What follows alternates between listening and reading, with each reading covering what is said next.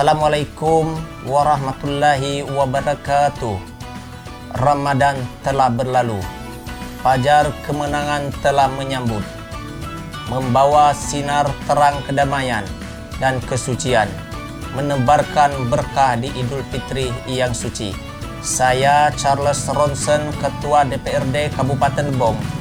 Kami sekeluarga mengucapkan Selamat Hari Raya Idul Fitri 1441 Hijriah. Minal aidin wal faizin, mohon maaf lahir batin. Wassalamualaikum warahmatullahi wabarakatuh.